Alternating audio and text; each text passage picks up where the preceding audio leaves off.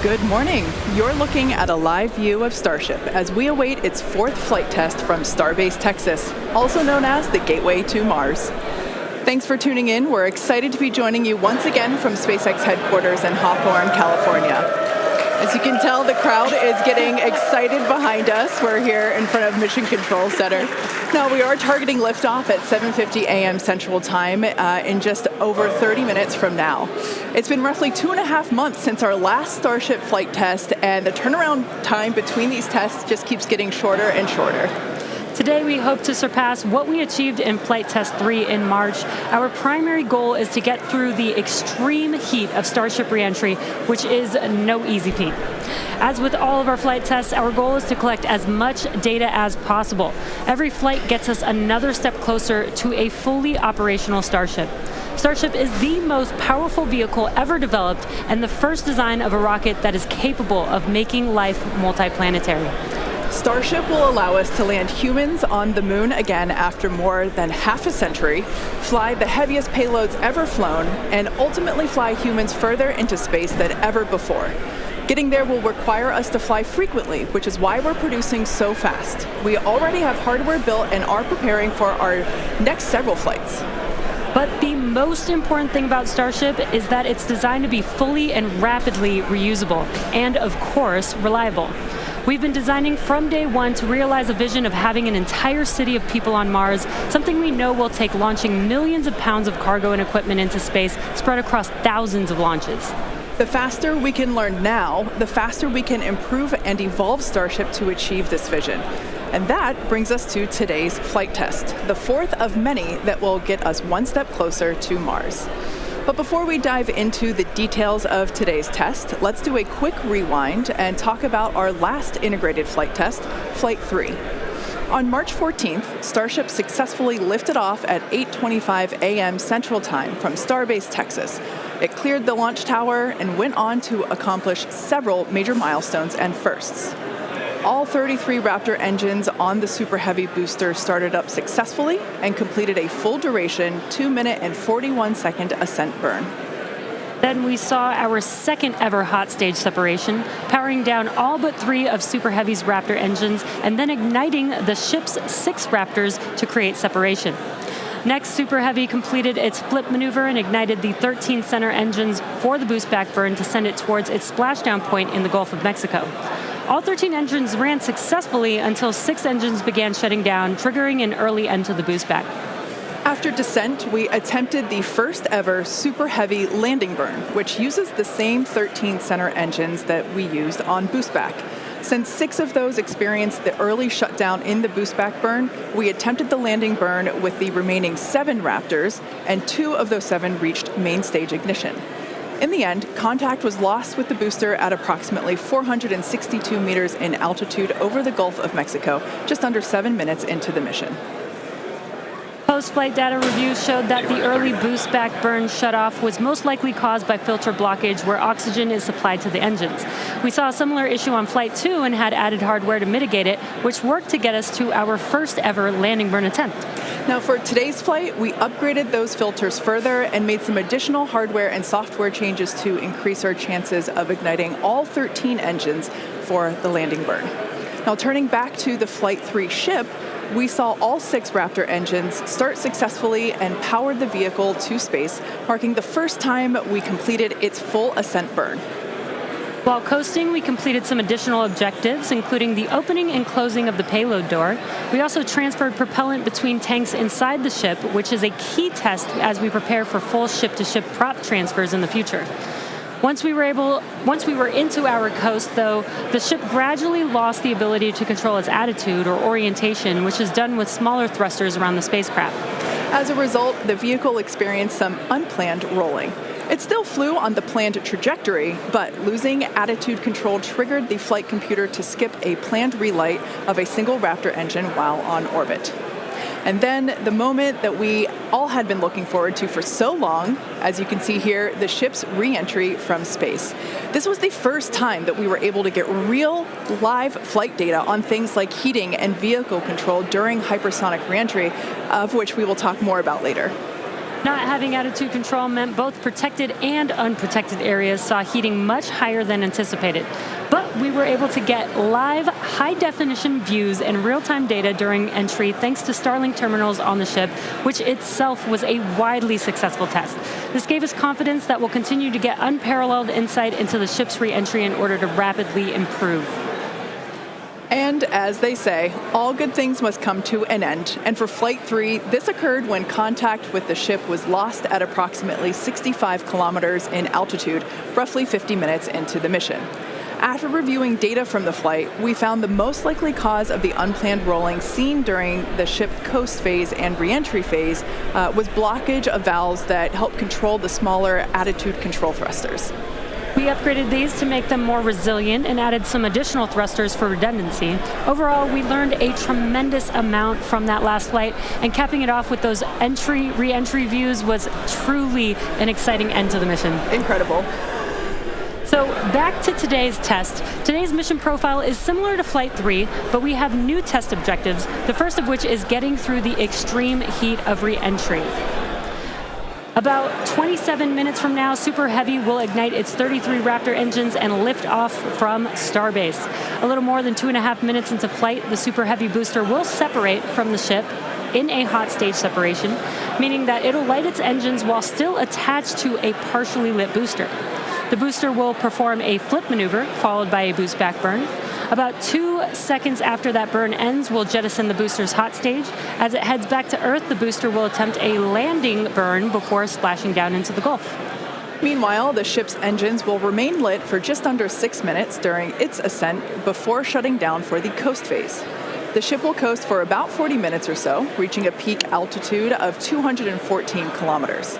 And after its coast phase, the ship will attempt a controlled re-entry, including a flip maneuver and a landing burn before splashing down in the Indian Ocean. Now, we say attempting because, again, this is a test and nothing is guaranteed. As we mentioned earlier, the booster and the ship have to contend with some extreme conditions on re-entry. For this flight test, we do not plan to recover any hardware from the booster or the ship. With the exception of Falcon, this is no different than what happens to most rockets flying today that are expended or fall into the ocean after completing their mission. Eventually, we will land and recover Starship boosters and ships as we do today with Falcon 9 and Falcon Heavy boosters. And in fact, we've landed 316 Falcon boosters to date. Even though recovery is not planned, the telemetry and data we receive all the way to the end is what we're looking for, which will help us continue to build a rapidly reusable Starship for the future. In other words, the payload for this mission is data. It's also worth mentioning that the hot stage jettison is an off-nominal procedure that we're using as a temporary way to reduce the weight of the vehicle for its water landing today. Yeah, exactly. Future designs give Super Heavy boosters a lighter weight, integrated hot stage intended for full reusability, which will mitigate the need to jettison the hot stage. Okay, so now that we have a handle on today's flight test, let's check in with Dan. Dan, how's it going? Hey Jesse, and welcome everybody back to Starbase for yet another Starship launch. I'm coming to you live from the Raptor's nest behind the Mega Bay. I'm here with our Pad Red team and some of our flight controllers this morning. Everything has been going really smooth. We did have the Red team going a little bit earlier to fix a ground side issue, but that was taken care of. That's why we slid a little bit later into our window. But as of right now, we are on track for liftoff at 7:50 a.m. Central Time. That's 12:50 UTC. As you can see, we are actively loading propellant onto Starship and Super Heavy. Those frost lines are ticking up as we load liquid methane, that's our fuel, liquid oxygen, that's our oxidizer, onto both vehicles. They're cryogenic, so they're subcooled to several hundred degrees below zero. Since Flight 3, we've made a few more upgrades, helping to bring Prop Farm 2.0 online. That's just going to help us to continue to shorten the amount of prop load time that we're going to need. We're also going to be using it for Launch Tower number 2, which is going to be coming to Starbase real soon. The faster we go, the less prop we're going to lose to boil off, and the better we can ensure things like temperatures are in the right range for Raptor startup. Now, those first two flights took about 90 minutes to load prop on board. That third, we knocked it all the way down to just 51 minutes. We're aiming for about 46 minutes of prop load time for today's op, eventually hoping to get that down all the way to 40, which for some context, that's just 5 minutes more than we take to load Falcon 9, but we're doing it with 10 times the amount. So this morning, ship prop load started at T-minus 50 minutes, booster at T-minus 43 minutes. We're going to pause the ship main tank prop load in just a couple of minutes to do the header tanks, which are going to do that attempted ship landing burn. We expect the ship to close out all of its prop at about 3 minutes and 20 seconds before liftoff, and then booster at about 2:50. Now, our final countdown sequence is going to look very familiar. It's going to be the exact same as it was on flights 2 and 3. So we'll light those engines, and then about 4 seconds later, we will actually see it lift off. But I mean, right now, we are just under 23 minutes away from launch. We're not working any issues either with the vehicle, the range. Weather is 95% go, so not dealing with any winds or weather issues today. If we do have to scrub, our next attempt would probably be about 48 hours from now. It's all going to be driven by commodities and just how far we get into the count. But everything looking good for liftoff just about 22 and a half minutes from now. I'll check back in with you guys in a few minutes, and I'll send it back over to Kate and Jesse. Excellent. Thanks, Dan. Flight tests like today are the fastest possible route for us to dramatically improve Starship's capabilities. The Starship flying today has already seen a number of changes based on what we learned from Flight Test 3 in March, which was only 2.5 months ago. Development moves really fast here at SpaceX. Let's take a closer look at the iteration of the vehicle flying today. Starship is comprised of two elements, the ship, which has 6 Raptor engines, and the Super Heavy booster, which has 33 Raptor engines. The current iteration of Starship is essentially an experimental vehicle flying for development. Starship 2 will be capable of carrying more than 100 tons to orbit, and Starship 3 will be able to handle more than 200 tons to orbit. Compared to Saturn V, the rocket that first took astronauts to the moon, Starship has more than twice the thrust. And with a few planned upgrades, Starship will have 3 times the thrust of Saturn V, plus the added benefit of full reusability. The amount of mass that we're able to launch per rocket is crucial to creating a self-sustaining city on Mars. Now, to get a sense of how big Starship is, let's start with the average-sized human, which is about 2 meters high. And towering over our average human is the length of the Millennium Falcon, which comes in at 35 meters. Our Falcon 9 rocket with the payload fairing attached is double the size of the Millennium Falcon at 70 meters, and nearly twice the size of that is the fully integrated Starship at 121 meters tall. The ship is about 50 meters tall, and the Super Heavy booster alone stands 71 meters. Eventually, the ship and booster will get even taller. Starship's first stage has a diameter roughly 2.5 times that of Falcon 9, and with 33 much larger Raptor engines, as you see there. I love this view because we don't have this view on our Falcon missions. This is looking up under the Super Heavy booster. Now, moving up the rocket, the ship features 6 Raptors, 3 sea-level engines and 3 vacuum engines, which, as the name suggests, are optimized to operate in the vacuum of space. And Starship is designed for vertical takeoff and landing on any hard surface. The ship is also outfitted with 4 flaps to help aerodynamically control the vehicle's attitude during atmospheric flight and enable a precise landing. And in between the first and second stages is our hot stage, our newest separation technique, which we saw in action during flight tests 2 and 3. The body of Starship is wrapped in a heat shield made up of 18,000 hexagonal ceramic tiles designed to insulate the vehicle during atmospheric entry, where temperatures can be as high as 2,600 degrees Fahrenheit or over 1,400 degrees Celsius. Speaking of those heat shield tiles, re-entry was a pretty exciting first for our team, and Starlink allowed us to gather critical data about this stage of flight. Reusability significantly reduces the cost of space travel, and it's the key to making humans a multi-planet species. Starship is designed for rapid reusability, which means the booster and the ship need to re-enter Earth's atmosphere and land back precisely at the launch site. With each flight test, we gather more and more data to help hone Starship's re-entry capabilities. The more information we have from each flight, the quicker Starship development can proceed. One way to gather more information is to improve communication throughout the flight, including re-entry, where historically there has been a communications blackout. To do this, we equipped Starship with Starlink terminals to expand its communication capabilities. The Starlink terminals are those 4 black squares that you see there on top of the ship. Starlink is the world's largest constellation of highly advanced satellites operating in a low orbit around the Earth, providing high-speed internet on Earth and now in space. Starship is designed to have a large surface area to create considerable drag during re-entry. Traveling at about 27,000 kilometers per hour, or almost 17,000 miles per hour, Starship compresses the air in front of it, causing the temperature of the air to rise and ionize, turning it into plasma. This plasma layer interferes with communications by absorbing and reflecting radio waves, leading to the communications blackout we've seen historically with spacecraft during atmospheric reentry. With Starship, most of that plasma is built up around the front and sides of the vehicle, leaving an opening downstream where we're able to point our Starlink terminals. And with Starlink also operating at a higher frequency than traditional space-based communications, we're able to power through any residual plasma to provide real-time video and data at high speeds back to the ground. Super cool. We actually got to see this in action on Starship's last test, Flight 3, which had the first ever live HD video of a spaceship re-entering the atmosphere. SpaceX engineers were able to gather data on the performance of Starship as it re-entered the atmosphere and watched the heat shield in action. Now, the physics of re-entry are extremely hard to replicate perfectly on the ground, so access to this data is an invaluable tool for rapid iteration.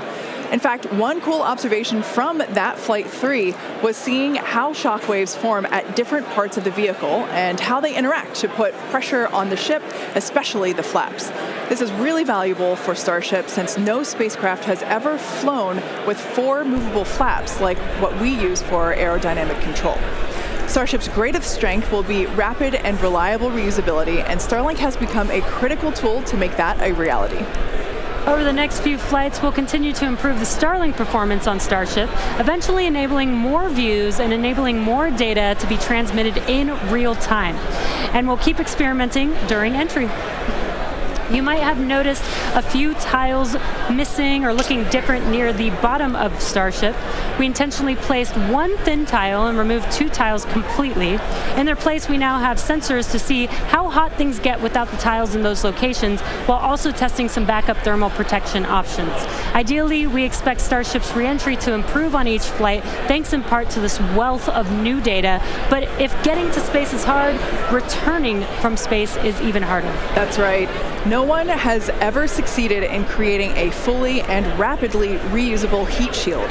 So we could see some spectacular failures before we get this right. But with communications improving on each flight, we will continue to gather more and more data to inform our development. We're now about 15 and a half minutes until our next liftoff attempt. In the meantime, let's take a look at some of the technology we have in development as we prepare to head to the moon in future missions. Starship will be taking astronauts to the moon as part of NASA's Artemis program. Next year, we plan to demonstrate ship-to-ship propellant transfer, which will be important for our upcoming moon missions. Today, we're actively testing a lot of hardware that will make exploring the moon possible. One recent series of tests brought together the key pieces we'll see when landing back on the moon: Starship, spacesuits, and astronauts. Together with Axiom and NASA, our teams put 2 astronauts in pressurized Axiom spacesuits and practiced the first steps of going to the lunar surface. The team used test builds of a Starship airlock, as you see there, and elevator to gather data on how well future Artemis astronauts will be able to move around once fully suited. Tests like this are incredibly helpful for engineers designing these systems, as they have the opportunity to get feedback directly from experienced astronauts Peggy Whitson, who is on the right of this photo, and Doug Wheelock, who's on the left. You can see them in action during this elevator test. SpaceX will perform one uncrewed demonstration flight before NASA's Artemis 3 mission, which will be the first human surface expedition since 1972. After those first expeditions, we'll be ready to fly more people along with everything it takes to build a moon base. In many ways, Artemis feels like an extension of the human spaceflight work SpaceX and NASA have been partnering on for some time now. In fact, we just celebrated the anniversary of the Demo 2 mission. That's right. Just 4 years ago, on May 30th, 2020, SpaceX launched the first crewed test flight of our Crew Dragon spacecraft. Dragon carried NASA astronauts Douglas Hurley and Robert Behnken to the International Space Station in the first crewed orbital spaceflight launched from the United States since the final Space Shuttle mission in 2011, and the first ever operated by a commercial provider. You can see Bob and Doug there on your screen. That was certainly a memorable day for all of us here at SpaceX, one that we fondly think back on. And it's exciting to think about Starship being the next to take its first astronauts to the moon. In tandem with Starship development, all of our operational human spaceflight missions are helping us prepare for those future trips to the moon. Our upcoming private astronaut mission, Polaris Dawn, you can see the crew there on your screen. They will play a big role in testing procedures that will be relevant to our moon and eventually Mars missions. We're looking forward to the third Polaris Dawn mission, which will be the first crewed Starship flight. The Polaris Dawn crew will attempt to reach the highest apogee ever flown by a spacecraft, and they'll also be performing a spacewalk, or extravehicular activity, wearing SpaceX's newly designed spacesuits. They'll also be testing space-based communications, which will be critical to future deep space missions. The Polaris Dawn mission is currently targeted to launch no earlier than July of this year, so stay tuned, because that is going to be a very exciting mission to watch. In the meantime, at T-minus 12 minutes, let's check back in with Dan on today's countdown. Hey, thanks, Jesse. Everything continues to go real smoothly. It's been a real quiet day so far. The board looks really clean, not tracking any impediments to a launch just under 12 minutes from now. Prop loads continuing. Looking at the numbers real quick, we're about 85% full on the ship. We did pause to start filling those header tanks on ship. Again, those are the 2 smaller tanks in the very top of the nose cone that we're going to use for that attempted landing burn with ship. And with the booster, we're just at about 76% or so on our methane and LOX, so getting pretty full there. Those are going to continue down to about 3 minutes and 20 seconds before liftoff. That's when we'll close out all the prop on the ship. And then T-minus 2 minutes and 50 seconds on the booster. A lot of work also going on in the background. Our range safety teams working to make sure the area, not just around the pad, but in the sea space out in the Gulf, and also in the anticipated entry point in the Indian Ocean, are clear. We're not tracking any blockers, any boats, anything like that in the zone right now, but their work literally continues right up until those last couple of minutes. So they're working pretty hard to make sure everything stays clear. But right now the range is green. I already talked about it in the beginning. It looks a little bit cloudy, but weather, not a concern today. Really light winds. We only had about a 5% chance of violation when we started this morning, and that's held.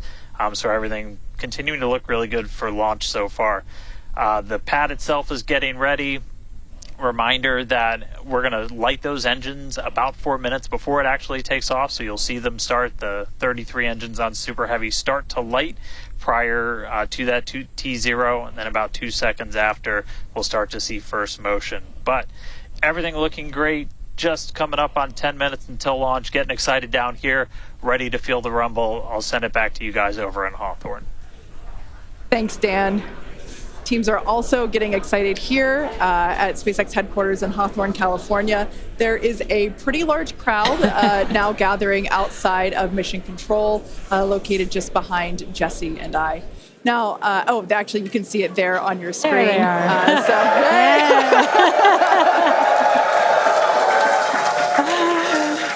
Everyone getting super pumped for our 4th flight test. Now, as a reminder on that note, today is just a test, the 4th of many future flight tests of Starship before it becomes fully operational. So whatever the outcome and however far we get, we can promise excitement. This rapid iterative development approach has been the basis for all of SpaceX's major innovative advancements, including Falcon, Dragon, and Starlink. Today, we've successfully landed Falcon 9 boosters 316 times, changing humanity's understanding of what's possible when it comes to rocket reusability. And even though we are not recovering the booster or ship today, test flights like these provide critical data through every phase of flight, which will get us closer and closer to full reusability, and we have a lot more tests planned for this year. When we start recovering Starship boosters, we'll want them to return to the launch site for a quicker turnaround, which you can see in this animation on your screen. And that's when the tower reveals its dual purpose. After launch, the arms or chopsticks on the tower will help guide the booster into position to ensure a precision landing. And our goal for the near future is to have 4 launch towers, 2 in Cape Canaveral in Florida, and they will look very similar to the ones that you see here in this animation. As we know, we find that our renderings tend to end up looking really similar to real life. So while this is a rendering, we do know we can look forward to this in the future. Like I said, we're going to have 2 at Cape Canaveral in Florida and 2 located at Starbase. Starbase will continue to be used for flight tests, and the towers at the Cape will come online as we prepare to fly operational Starship missions. In fact, we recently upgraded the actuators in the chopsticks, which are responsible for swinging those arms in for a catch. And we'll be testing an operational step on this flight by moving the chopsticks to the catch position immediately after Starship flies away. That's going to be really incredible to see. As we mentioned, we have a lot more tests planned for this year, so we need a lot more hardware. Today we have ships and Super Heavy boosters built and either ready to launch or in testing for the next several flights, with more coming off of the production line as SpaceX's Star Factory continues to grow. The latest phase of the factory currently under construction will come online this summer, giving us several 100,000 more square feet of space. Yeah, when you step into this factory, it is truly inspirational. My heart jumps out of my chest every time I'm there. Now, this will enable us to increase our production rate significantly as we build toward our long-term goal of producing 1 ship per day. And coming off the production line soon, Starship version 2. Now, with all that being said, let's check back in with Dan for the latest as we head into the terminal count.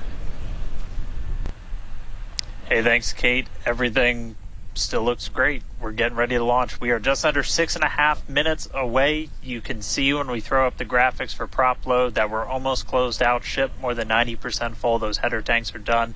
And then the boosters right coming up on 90% real soon. So we're going to see those close out in the next couple of minutes. Ship's going to end at about 3 minutes and 20 seconds. It'll be fully loaded. And then booster at about 2 minutes and 50 seconds. After all the props loaded on, we go through a lot of steps to safe ground systems. You're doing things called pushbacks, where you're just clearing all of those lines on the ground of propellant before we lift off. but once we're done, we're going to have 10 million pounds of liquid propellant on board Starship to help power the most powerful vehicle ever designed. If we do hold, we have a built-in hold gate at T-minus 40 seconds. We can hold there for about 30 minutes or so today. If we need to wait for final pressure checks or for if we have anything on the range, anything like that.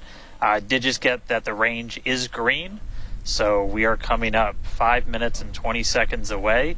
We are not planning to hold at T-minus 40 unless we trip some kind of hold alarm, something like that. So we could blow right through that gate and go right to launch. Don't be shocked if we hold at T40 though, and if we do, we can hold for a couple of minutes and then keep going. Our window is open all the way until 9 a.m. today. Now, once we pass through T-minus 40 seconds, a number of events will occur in rapid succession. The ground spin and ignition systems will come up to flight pressure, and the ship will go to internal power.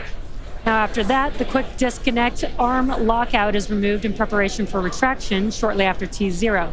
Gas lines connected to the booster and ship are vented down, and once we pass T-minus 40 seconds, we still have the ability to recycle the count under certain conditions back to T-minus 40 seconds and hold there to assess what happened and if we can proceed again to T0.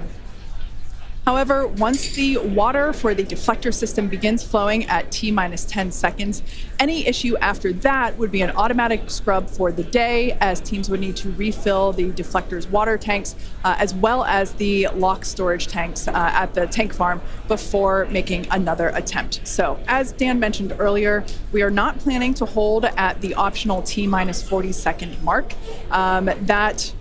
That moment basically is what would allow teams to wait for final checkouts or assess prop levels or avionics, vehicle pressurization, the range, the weather. Weather is 95% go, as you can see from these incredible drone views that we have and pad cams. It is a beautiful day.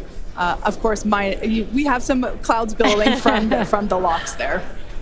Yeah, and again, a reminder that the payload for this mission is data, and our primary goal is to get ship through the extreme heat of re-entry today. We're very excited to see that. We did get very close on Flight 3, so I'm excited to see how these iterations that we've made to the vehicle will help improve our chances of success today. Yeah, absolutely. Now, just as a reminder for the booster, now we are not attempting to recover any hardware today, both either on ship or booster. For the booster, we will be attempting to perform a landing burn to have a soft splashdown in the Gulf of Mexico. We made some improvements from our Flight 3 learnings, so hopefully that will work and we'll see a successful soft splashdown. For the ship, we're hoping to demonstrate controlled re-entry, including a flip maneuver and landing burn, and that will be followed by splashdown in the Indian Ocean. That is the same target as we had on Flight 3, so everything should look pretty similar in that regard.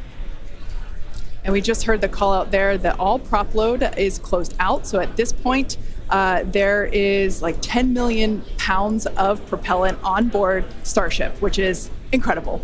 This is getting very exciting. We are just about 2 minutes away from T0.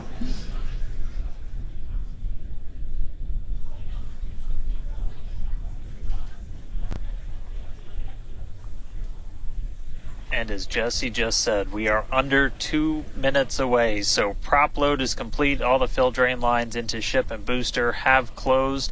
Right now we're doing the pushback, so clearing out all those ground lines of propellant, and that'll be completed over the next couple of seconds. We're coming up on that T-minus 40 mark. Again, not planning to hold. If we do, or if we get a hold after we pass it, we can snap back to that T-minus 40, and then we can stay there for about 30 minutes or so if any other issues crop up. Once we pass T-minus 40, a lot of things happen, both on the vehicle and the ground. It's running a lot of its own self-checkouts, venting different tanks and pressure lines throughout the vehicle.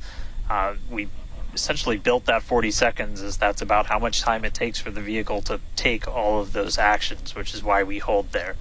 But all of that happens automated. You do a final checkout of the TVC, the thrust vector control, how we're going to steer. And then we see liftoff. So we're under a minute away.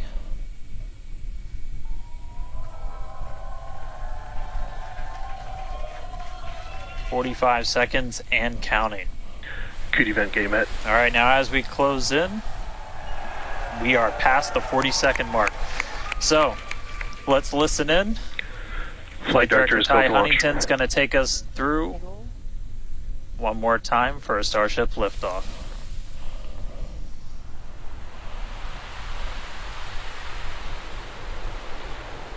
T-minus 15. 10, 9, 8, 7, 6, 5, 4, 3.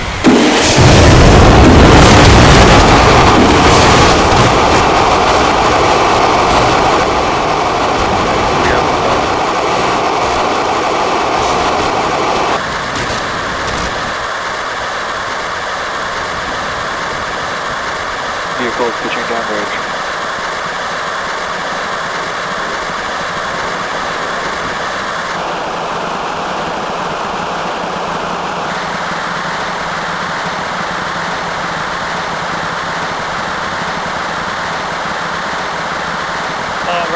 Seconds into flight, the rumbles are still building here in the Raptor's nest.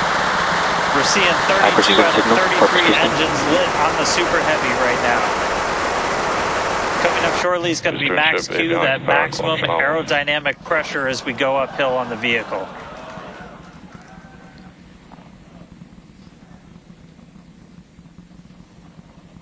Max Q. All right, we just passed through max Q, so we're going to continue on up. We still have about a minute and 30 seconds until we get to stage separation. Starship now flying faster than the speed of sound. All right, so you got a couple of views. You got some ground trackers in your top camera there. You're looking down from the top of the booster in the bottom left, and then a camera in the top flap of the ship looking back in the bottom right, so getting a couple of different looks as Starship heads uphill. Once we get to hot staging, a lot of things happen all at once simultaneously. We're going to light the engines on the ship, starting with the RVACs first, and then the 3 center sea level engines before we're separated. All of that exhaust gets plumed out the side of the hot stage, and then the ship will separate itself. All but the 3 center engines on the booster are going to shut down, so the booster never stops its thrust while we go through this hot stage maneuver. After that, the booster is going to do its flip, start heading back, and then the ship will be on its own power on its way to space. So that should be coming up in just about 30 seconds from now. As of right now, still looking in like 32 out of 33 Raptors lit on the booster, and we'll start to see those stagger down. They're going to turn off in banks, so you'll see the lights on the bottom left screen of the engines that are active start to turn off in different groups, and you'll see those 3 center ones lit. Booster engine cut off. Ship ignition. Stage separation confirmed. Boostback burn start up. Acquisition of signal. Houston. Hot stage confirmed. Ship under its own power. Booster boosting back. Looks like all 13 are lit. Kate, we got a booster on the way back to the Gulf and a ship on the way to space. Acquisition signal. Stennis.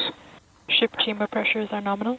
Ship power and telemetry nominal. All right, the first stage currently performing the boostback burn. This is expected to last a little over 1 minute. This propels the booster back toward the coast, taking it to a landing in the waters of the Gulf of Mexico. As you can see on your screen in the bottom left-hand corner, we were only using the 13 center engines from here on. Boostback burn shut down. Heard confirmation there of good boostback burn shutdown. H2 tank pressures are nominal.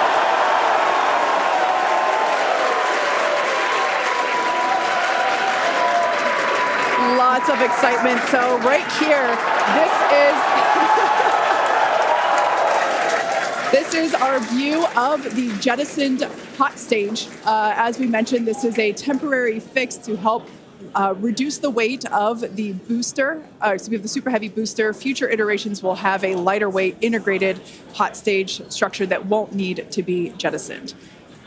Now, after we jettison that hot stage, the booster will begin to attempt its water landing in the Gulf. In the meantime, the ship will coast for about 40 minutes or so up to an altitude of 214 kilometers. And after its coast phase, it will attempt a controlled reentry, including a flip maneuver and a landing burn just before splashing down in the Indian Ocean. But as a reminder, we are not attempting... Trajectory nominal.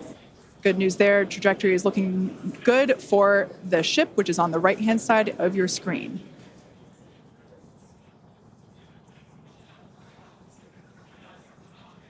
At this point in time, as you can see, we have no engines lit on the booster. It is coasting back toward the Gulf of Mexico for a water landing and ship under power of all 6 Raptor engines. There's 3 sea level and 3 vacuum Raptor engines that are lit, as we can see on your screen.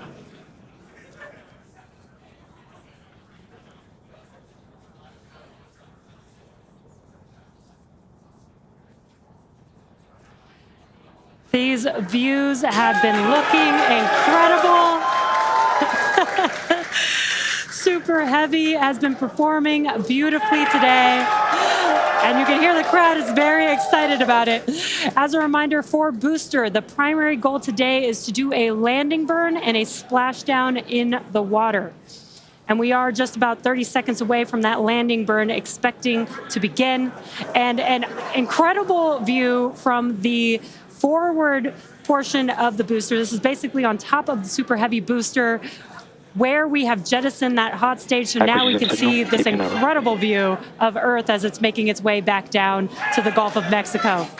Right now, the booster is using the 4 hypersonic grid fins to guide itself through atmospheric re-entry. And we are expecting that landing burn here.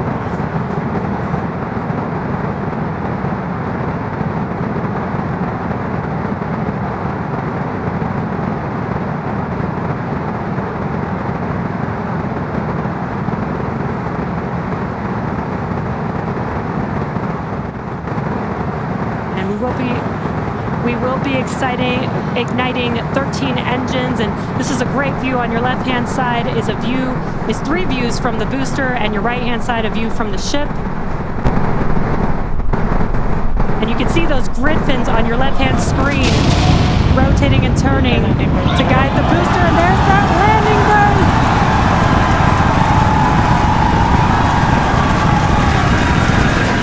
That landing burn just begun, and you can see the water below.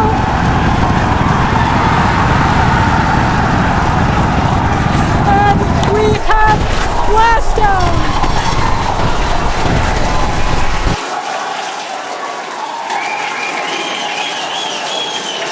What an incredible sight. Congratulations to the SpaceX team. Ship has entered terminal guidance. That was absolutely incredible. The first successful splashdown of the Super Heavy booster. Loved seeing it just tip over into the water before losing that footage. Now the next milestone is coming up in about under a minute. Ship is going to shut off its Raptor engines, Ship engine cut off. which we see right there. As we mentioned before, today's test flight is not an orbital flight, but rather one that demonstrates the Starship's orbital capability. So right now, we are under power with just the 3 center Raptor engines. Expecting those, and just there we could see that those have also successfully cut off.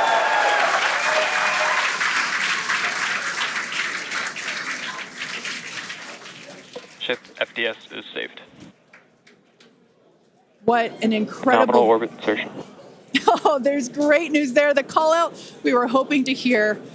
Amazing views once again from Starship. We have our second Starship in space. These live views being brought to us by Starlink, which is on board the ship. Dan, what an incredible view we have once again. So exciting. We got another ship in space. I'm like still jumping up and down. Expected loss signal. This whole building was going absolutely insane when we saw the booster hit the water. I mean, wow. Congrats to everybody that's just been putting in insane amounts of hours on everything to make this thing a reality. And I feel like every single time we do one of these, we're seeing something wildly new. We got to see the hot stage jettison and the booster in the water. But just to recap real quick over everything that's happened. So we lifted off at 7:50 a.m. only 9 minutes ago. How has it only been 9 minutes? 7:50 a.m. Central at 12:50 UTC. We saw 32 of the 33 Raptor engines on Super Heavy make the ascent. We had successful cutoff, successful hot staging. All 6 engines on the ship powered it all the way into a nominal orbital trajectory. And we've already been getting some live views from the ship on board. After that, the booster was able to do its boostback burn. Oh, this looks like we're actually getting some views from the ground still, potentially from Florida, of the ship as it's up there. That's a view from some of our tracking cameras on the ground in Florida. But the ship, we just heard successful orbital insertion, so it's right where it needs to be and is now going to continue on its way to coast until it comes to reentry. But I mean, the booster, successful boostback burn, jettison the hot stage, and then a landing burn. It looked like we saw 12 of the 13 engines light up, and then that first ever soft splashdown in the water. So a whole lot still to come. Ship now on its way to its primary objective of entry. That's going to be coming up in just under 40 minutes from now. So a lot still to come, but wow, what a 9 minutes to start this mission off. So can't wait to see what entry is going to show us, but that launch was incredible. Back over to you, Jesse and Kate. Wow. I am still trying to catch my breath here. That was some incredible views that we have never seen before. It has been nonstop since liftoff, and with the booster having completed its job for the day, we're going to take a short break for about the next 28 minutes, and we'll return while we're going to take a break while the ship is continuing to coast before re-entry. Exactly. As with Flight 3, Starlink may enable us to talk with the ship through re-entry with no communication blackout. We are still testing Starlink during this phase of flight, so of course nothing is certain. However, if we do have views, we will be sure to bring those to you live. Views such as the one, that we had. Well, of course, because I said it went away. So we will try to bring those to you live. Exactly. Views or no views, we'll see you back here at T plus 40 minutes for coverage of Starship's re-entry, flip maneuver, landing burn, and splashdown. Expected loss signal, Key West.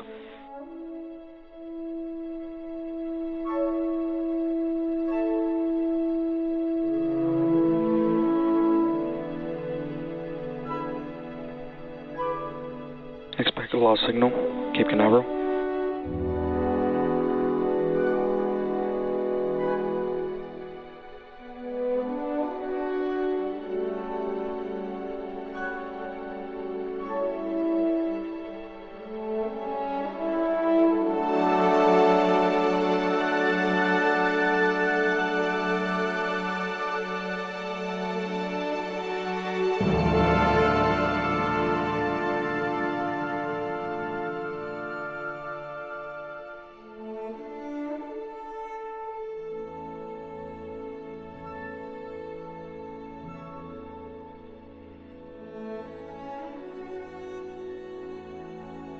Acquisition signal, Puerto Rico.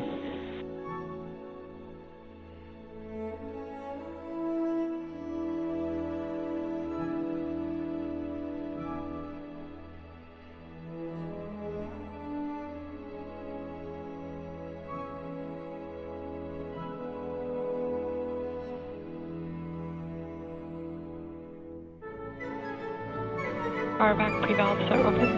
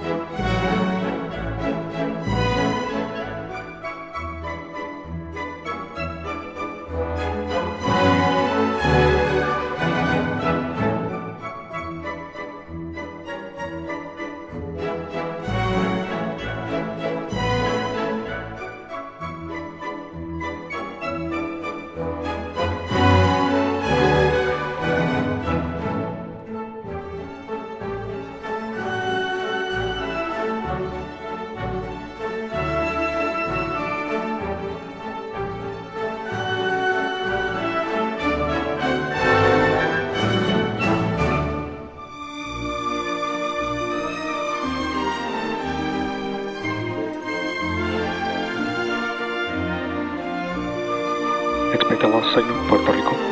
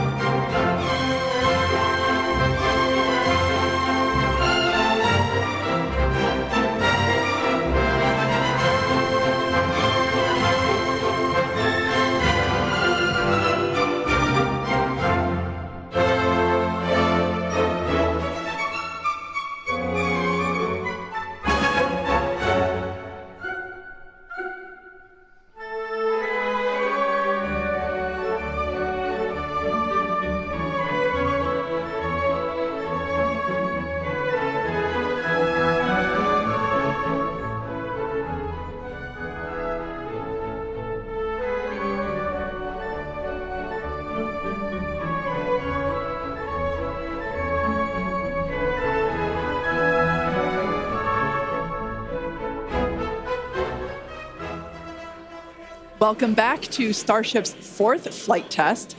It has been an exciting day so far. We had an on-time liftoff of 7:50 a.m. Central Time, followed by successful hot staging stage separation, jettisoning of the hot stage structure, an epic Super Heavy booster landing, water landing in the Gulf of Mexico, the first successful return of the Super Heavy booster. So that was incredible to see. And right now, the ship is in space. As you can see here by this view, we're looking at one of the flaps of Starship, one of 4. You can actually see a close-up side detail of some of those hexagonal heat shield tiles. Now, coming up around T plus 49 minutes, the ship will re-enter the Earth's atmosphere.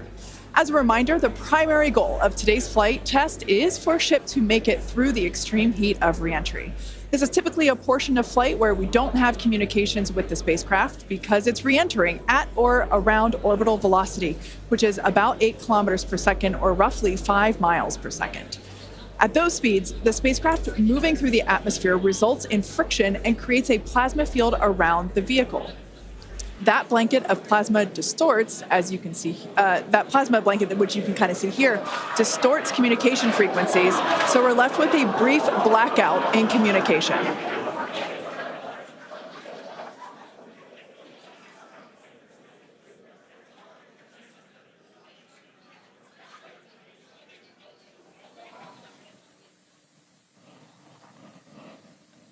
Yeah, that's right, Kate. And Starlink's what's really allowing us to capture as much data as possible, especially through this reentry. Updated animation, landing burn. I hope we get to see it for real today. But these live views that we're getting now and we're going to continue to get are through Starlink. That's going to allow us to get as much data as possible, which we've said it before. We're going to say it 9,000 times. The data is the payload on these flights. So as much as we can learn, that's just going to pay dividends on all of our future flights and help us get Starship to an operational phase. Re-entry, obviously a really critical phase of the flight, and it's the one that we're now most focused on cracking to get us closer to that full reusability. Starlink is going to be able to send us data back all the way through re-entry. We've done some additional testing, and we're expecting to be able to get data from Starlink thanks to its high frequency and kind of the orientation and everything of Starship all the way through re-entry. And then got a new view here. We have 2 external views. We had this one on flight 3. We've got 2 for this one. And we're going to continue adding views as we continue to evolve Starship. Again, this is an experimental vehicle. Believe me, I want as many camera views as you all do. So huge shout out to the AVI and the software teams and everybody that's been working with us. We're getting more cameras on Starship. Not just because it looks cool, but this provides an incredible insight into re-entry, which is, historically a really tough window to look through. Approaching entry interface. The physics of re-entry are insanely intense. One of my favorite NASA astronauts, Victor Glover, recently described it as with the forces and the flows and the temperatures, it's like pointing at a raging river in one spot and saying, tell me exactly what's happening right there. And that's what a ship is experiencing as it goes through, as it's moving through the atmosphere at, more than 5 miles a second and heating up to thousands of degrees. So just having visual representation, just being able to see what's happening is incredibly valuable. So these views are going to be through Starlink. We've got this one. This is in one of the forward flaps looking back. So if you see it rotating around, that's because, again, it's embedded in one of those forward flaps. So as we get through and we start to build up density in the atmosphere, this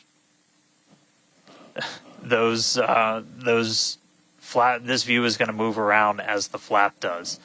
And then the other one we had a little bit earlier is looking at one of the other forward flaps on the other side. Eventually, we're going to keep adding more cameras to Starship, get a couple of different views from the outside of all the different areas, and then also eventually to be able to see payloads once they're deployed. So a lot more exciting stuff coming up in the future.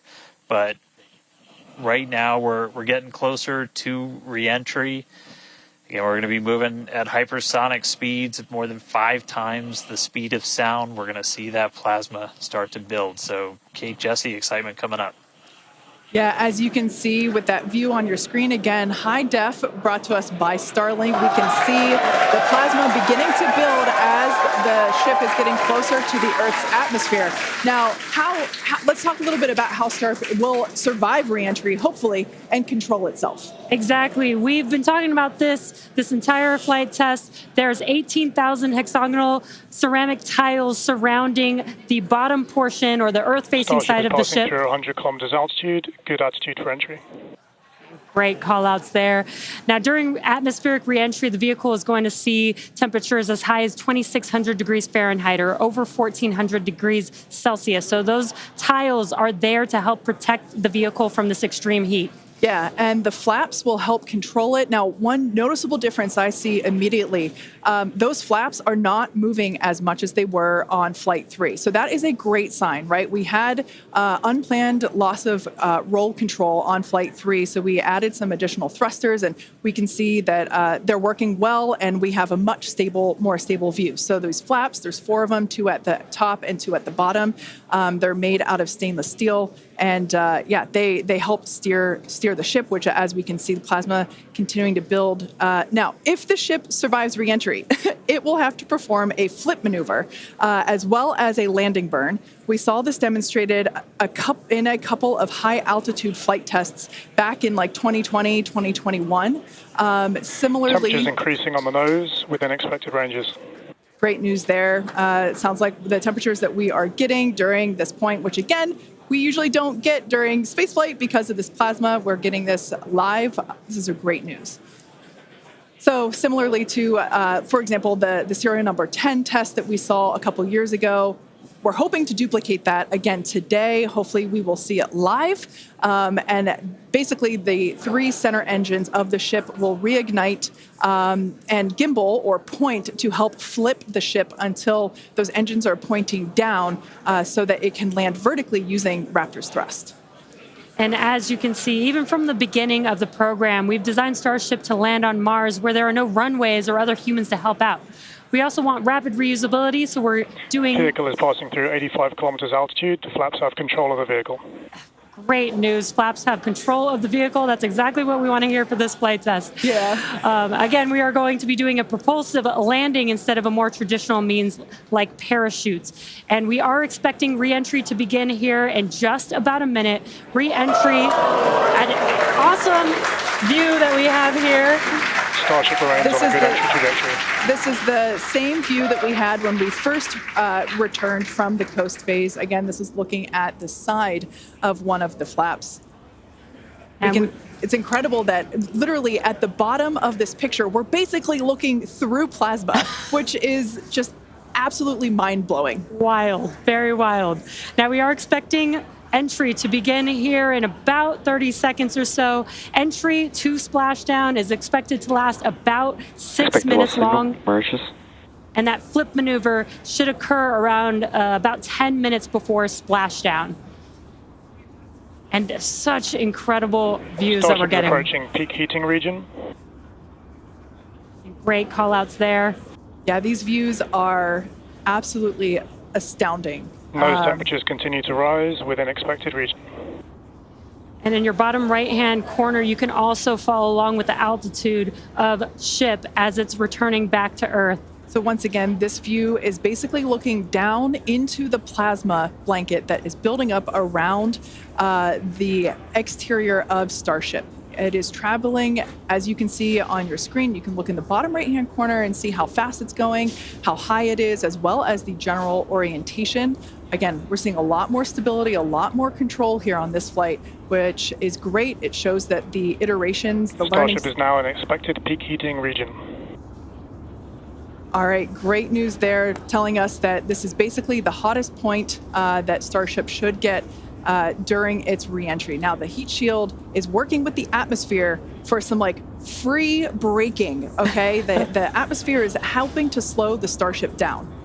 Yeah, exactly. We're not using any engines or thrust to slow the vehicle down. Exactly what Kate mentioned. We're just using the atmosphere and those heat shield tiles protecting the vehicle as it's coming through that high heat temperature. Yeah. Now, this is another one of those moments that we have been waiting for.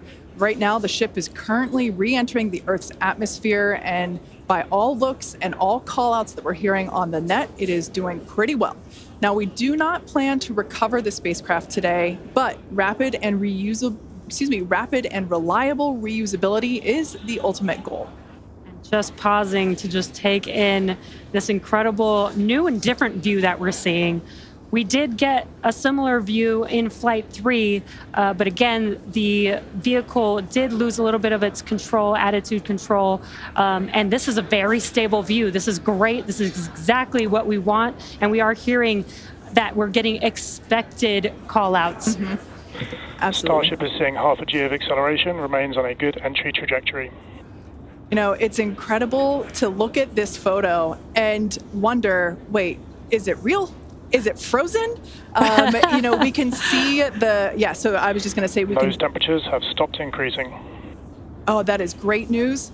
The temperature is no longer building. But I was saying, like, we have a little bit of indication there. We can see that streaking that occurs and tells us that this is indeed a true view. So once again, we are looking basically through the plasma that is building up around the exterior of the ship. Yeah, Kate, Jesse, we're starting to see as the atmosphere gets denser, you're starting to see a few more particles make an appearance in the plasma there. You can see you're looking down at the aft end of the ship in the top left, and you're seeing essentially the flame build up as we go through reentry. You've been hearing the call-outs. They're tracking things like temperatures in the nose cone, and those were right where we modeled them to be, which is really cool to see and to see in real time. But we're coming up, we're at about 67 kilometers in altitude. Our last signal with the ship on Flight 3 was at 65, so we should be making it past that point shortly.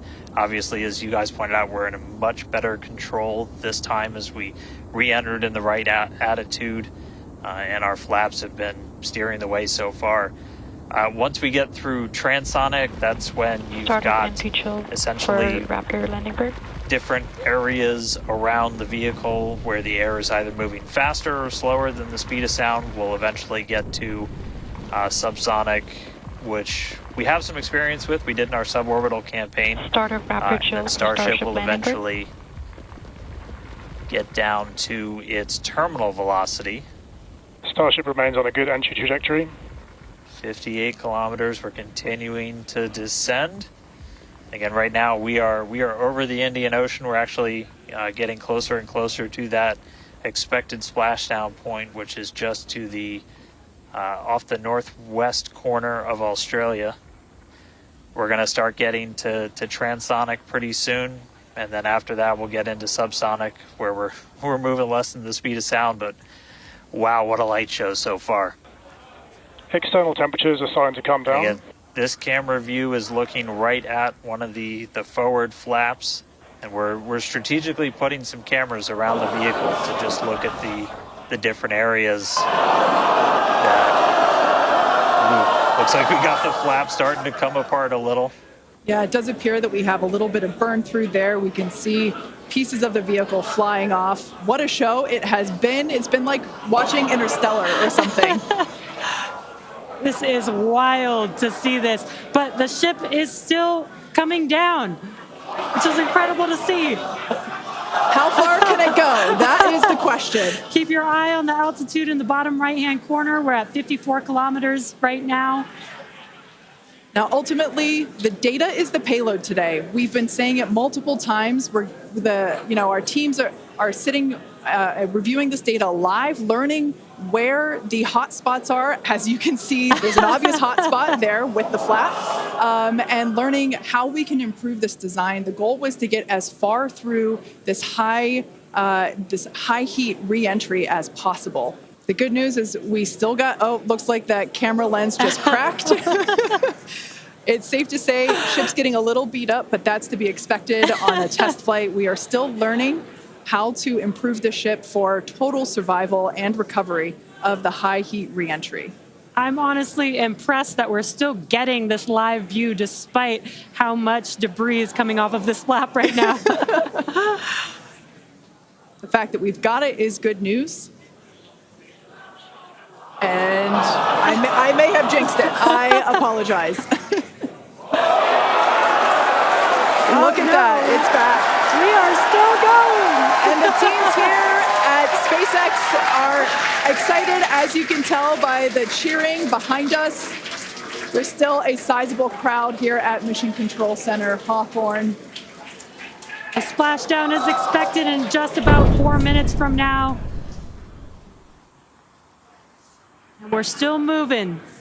We still have live views. Starlink is doing an incredible job. Maximum entry dynamic pressure. External temperatures are dropping. We can pull it off as soon as we get those views back. If we can get them, if the ship is still around, we will bring it back to you. Vehicle has passed maximum dynamic pressure. That is great news. Maximum dynamic pressure being the moment in which the vehicle experiences the greatest amount of aerodynamic pressure. Speed still dropping. We're now at 37 kilometers above the ocean. Just like Flight 3, we are targeting a splashdown in the water in the Indian Ocean. And we don't have a live view right now, but because we're still getting data and telemetry, that does tell us that ship is still doing okay, at least. And there we got that live view back. The crowd very excited to see that view, despite not being able to see very much. The fact that it's there tells us the ship is still alive. Yes, and collecting data, continuing to collect data as we get closer and closer to Earth. Yes, now 30 kilometers, now 29 above the Indian Starship is Ocean. at 30 kilometers altitude, Mach 2. Sounds like the vehicle's traveling, as we just heard, Mach 2. Now at T+1 hour, 3 minutes and 13 seconds into Starship Flight 4, hoping that the ship can hang on. It's probably potentially hanging on by a couple of bolts and threads, but it's still going, and that is excellent news. That deceleration is looking incredible. We're about to go under 1,000 kilometers per hour. Yeah. Starship is at 20 kilometers altitude. Now, keep in mind that even though we can't see anything, the data itself is what we really are. Starship is subsonic. Subsonic, they're telling us it's traveling below the speed of sound.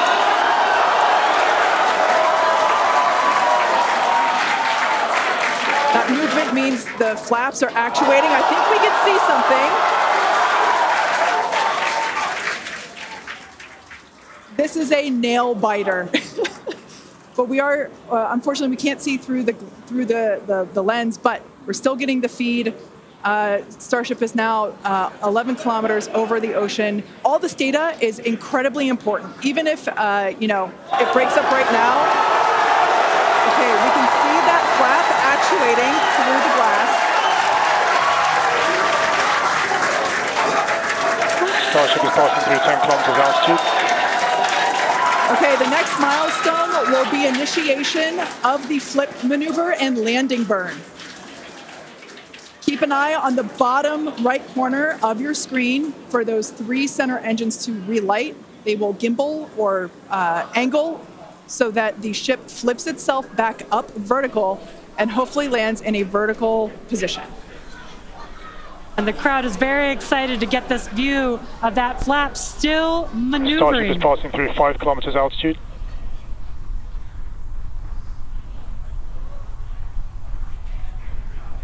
This is incredible. We're getting very close to splashdown. These fireflies are such a good sign of life right now. We wish we could see more, but we'll take it. Starship is at 2 kilometers altitude, terminal velocity.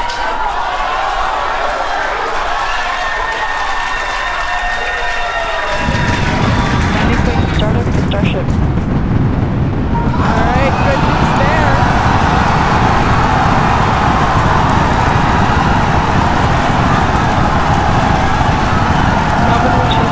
Landing short startup.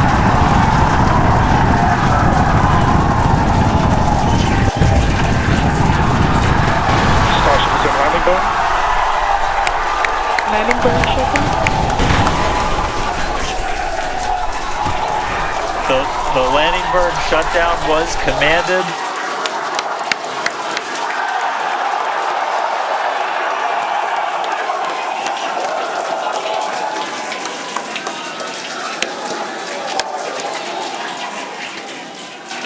Wow. I mean, it was a little bit of use your imagination as you were going down with what we could actually see, but we were able to hear the ship did its landing burn. It sounded Starship like we might have got shutdown. 2 engines.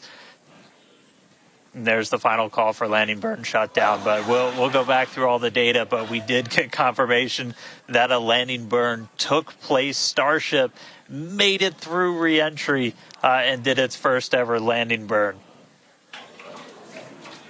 From South Texas to the other side of the Earth, Starship is in the water. What a day. What a day, guys. Yeah, that was absolutely incredible. We got views pretty much the whole way down. Analysis said it could do it. We weren't sure if it was going to be able to happen, but Starlink powered through, and we were able to get signal. We started to get some debris on the cameras and everything, but we were able to see it. So, I mean, what a day. Just recapping, everything started off today. We lifted off from here in Starbase just about an hour ago. It feels like a lifetime. Successful Super Heavy ascent, boostback, and its own splashdown in the Gulf. Ship made it to space, kept its attitude. Successful re-entry through peak heating. We got to see it under flap control through the atmosphere, and we got call out of our first ever ship landing burn after launch into space. So, just really incredible. So I'm going to take some time to collect myself, but wow, that was incredible. I can't wait for the next one. Over to you guys. It was so loud here. I haven't heard the crowd get that loud probably since liftoff of Flight 1, honestly. That was incredible. Congratulations to our teammates, to everyone who supported the Starship program. Thanks to all of our future customers for your support. And we'd also like to thank the people of Cameron County, Texas, as well as the Coast Guard, the Federal Aviation Administration, and the government of Mexico. And since Starship got a little bit toasty from that extreme heat of reentry, and we've got our very own Starship right here, let's have a toast of our own. I've been waiting all morning for this. Okay, may I? Light me up. Yeah. Just like Starship, I like this toasty. I'm keeping this. Now, we've got more Starship test flights coming to you soon. Be sure to follow the SpaceX account on X for more updates from today's test flight and future Starship tests. Thanks for watching, and we will see you next time.